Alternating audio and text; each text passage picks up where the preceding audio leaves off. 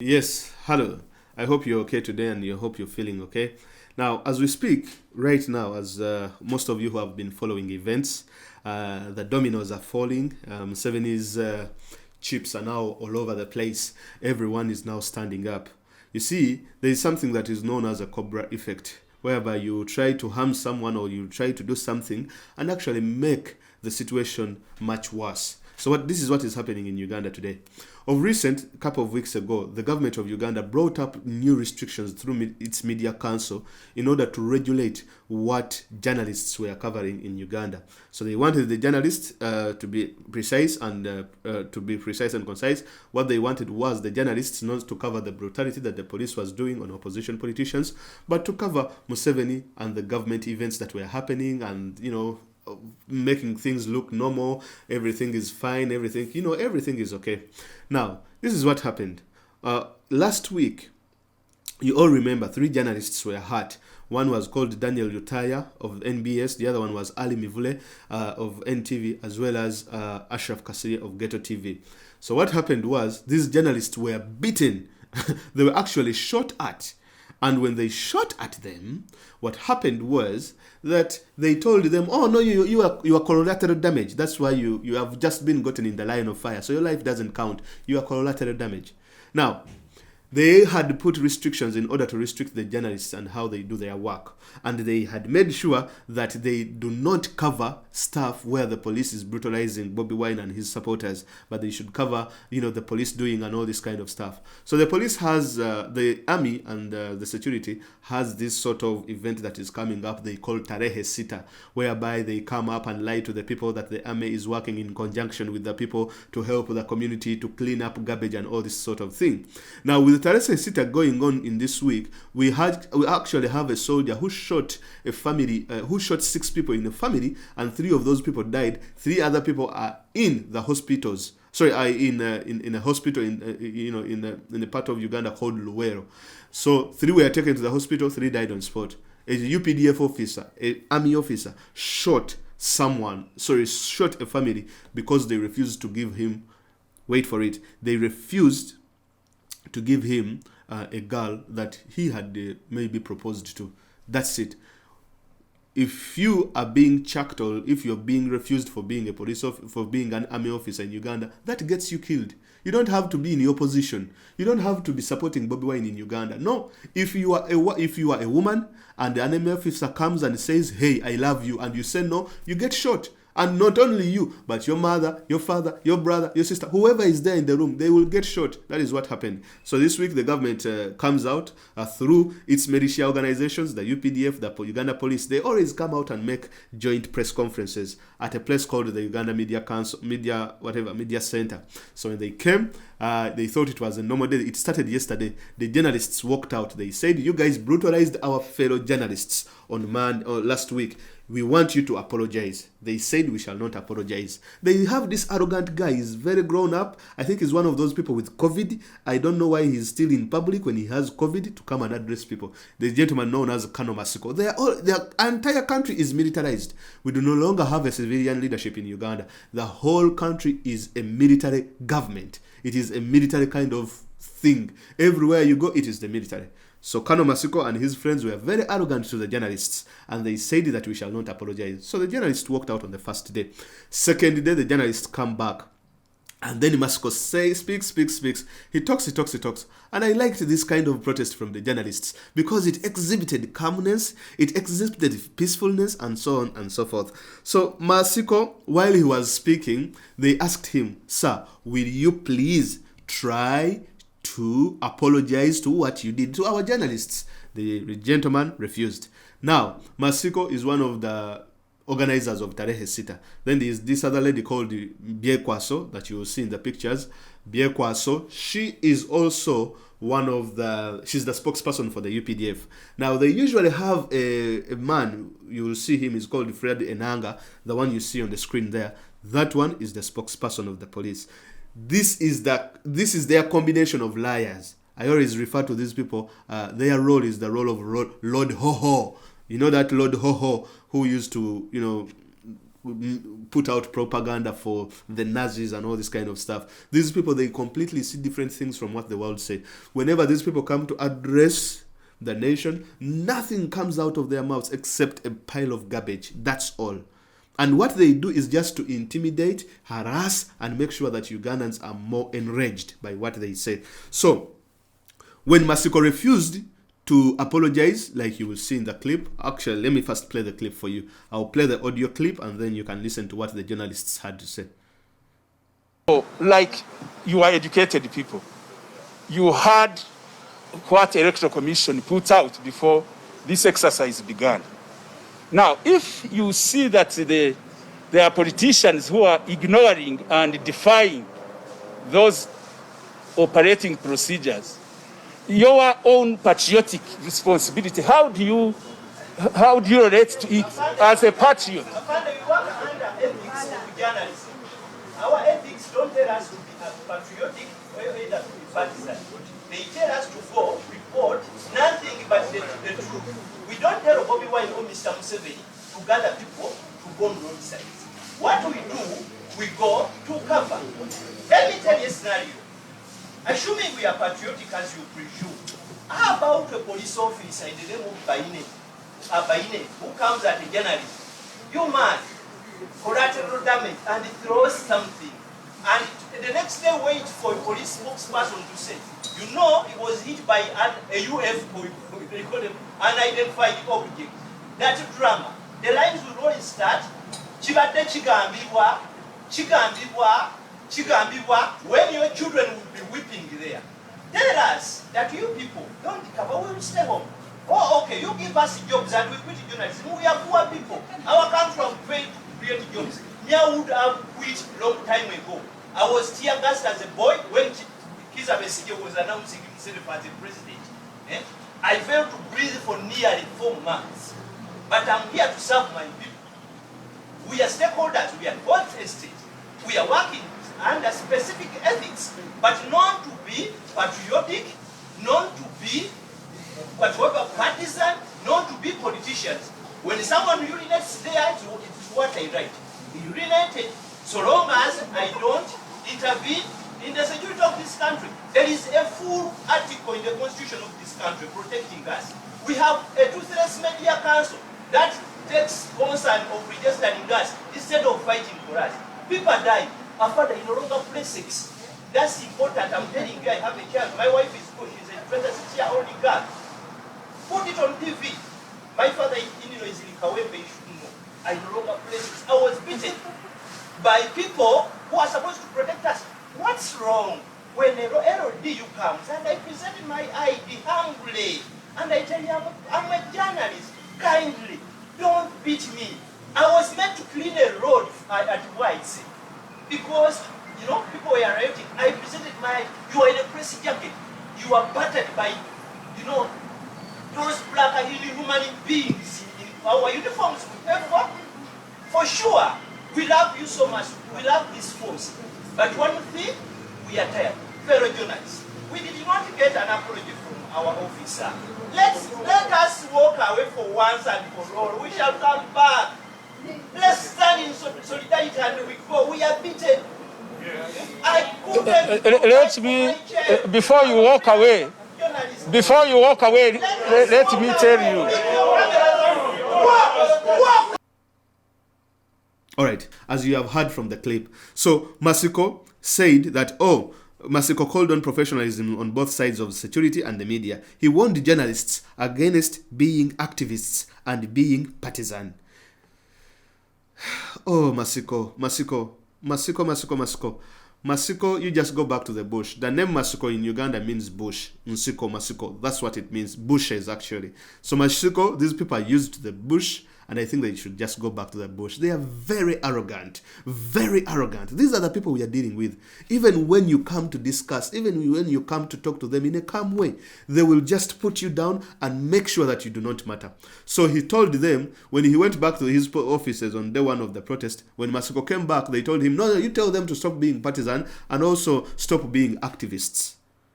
How are they activists when they are telling you to apologize to people who were hurt, who are in the same profession, who were accredited by your so-called media council, whose role is to ban and curtail journalists from doing their work. How is that partisan? How is that being activist? How is that activism? So should we say now the people who go to Syria to cover the wars, the war journalists, the people who go to Yemen and all these other places, they're activists? What is the definition of activism? And he was calling on them to be patriotic. So patriotic is when you kill your fellow citizens. Is that patriotism? I think I might be mistaken with the definition of patriotism. These are the same people who come out. Let me tell you guys who are watching from the different parts of the world. We Ugandans are being indoctrinated into loving our country. We are always taught as Ugandans that we should love our country. Now, if you have a person who has to come out and tell you to love your country, and it is not something that comes as second nature to you to love your country, then there is a problem in that country. That is what we are facing today. If someone has to tell me to love my country, or to love my motherland, or to love my pap, or to love my mama, then there is a problem with my country, or there is a problem with me, or there is a problem with someone who is telling me to do that. So we are being indoctrinated and told to love our country. While loving our country, it means the people we disagree with, we have to kill. The people we agree with, we have to reward through corruption, we have to reward through nepotism, and so on and so forth. In terms of jobs, for those you disagree with, humiliate, harass, beat, and afterwards you kill and have no remorse, don't apologize. That's patriotism. Secondly, now, as you have heard from the audio, the guys walked out, the journalists. On walking out, Masiko still told them, okay, civilized journalists, please stay behind. Those who are uncivilized, go. Now, even the few who had remained, they just stood up and said, what kind of human being is this? Really, that can say that the other people who have walked out are uncivilized, and we who have remained, okay, we are civilized, the civilized ones should go. They all just walked out. Now, what is funny is this. These people were complaining about police brutality. But as they were moving out in the gates, from the gates, they were met by a barrage of policemen and a militia force called the LDU. They beat some of them. One Charles Mugera of CBS Radio was beaten up by these people, the LDU. Then they were not even 10 journalists. Then they asked, you guys, are you really serious? So we are just complaining about police brutality against journalists, and you are calling in more journalists to come and humiliate and beat us? So the spokesperson of the UPDF had this to say when she was asked why she called them in. She said that a heavy deployment at the media center was necessary after they received information that the journalists were planning to attack spokespersons of different security agencies. This is laughable. If journalists wanted to attack these people, they would have attacked them. But if you heard from that, did those people really want to attack these people? That journalists were planning to attack the spokesperson, Enanga, this Flavia, and this so-called Masiko. These people are so fearful. They are so scared. They're even scared of journalists, that journalists were planning to beat them up. So they said, this is what that lady Flavia Weka's father said. She said that, like you have seen on social media forums, that journalists were saying, what you are saying, you know it. What you are saying. Those guys actually thought that you are under a problem. They came as a rescue team, and you saw me come out to tell them there is no problem. That is how the statement was written. I'm not making this up. It is not my English. It is how the spokesperson said those words. Like you have seen on social media forums, that you journalists were saying, what you are saying, you know it. What you are saying. Those guys actually thought that you are under a problem. They came as a rescue team and saw me come to tell them that no problem, there is no problem. Said Ibiekwaso. That is the spokesperson for the UPDF. We are under a military government, a military junta. This is the same person who said that journalists wanted to attack spokespersons. Now, what is the moral of the story of the journalists trying to protest?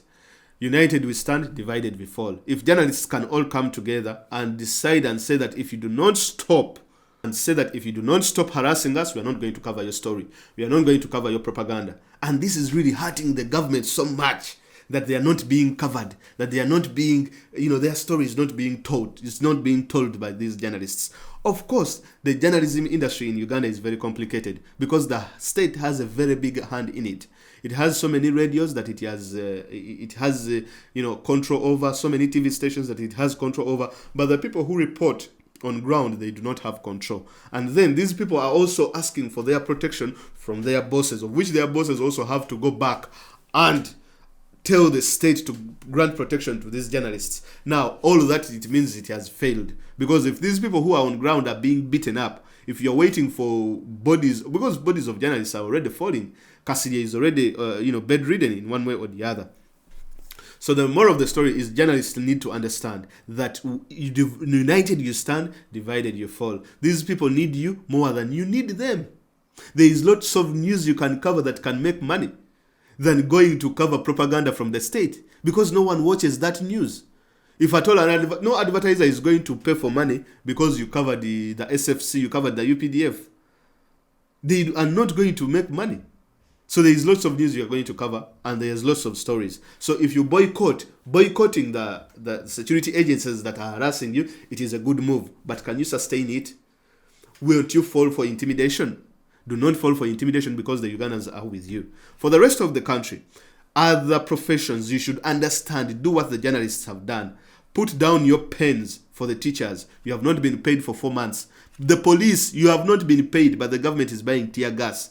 If you stop doing the job that you're doing, even if the president scared you that there are so many people who are willing to join the force, that is a lie. No one is going to come and do that job. If you resign, trust me, if you protest and boycott and put down the weapons to harass your fellow Ugandans, there will be a place for you in the next government. A place for you where you will not be considered from the religion you come from the tribe you come from, a place where people will be hired and will be given jobs on merit and not on technical know-how. So there is a future for you than remaining in this situation where you paid almost $5 per month. So journalists, what you did is good. The same applies to doctors.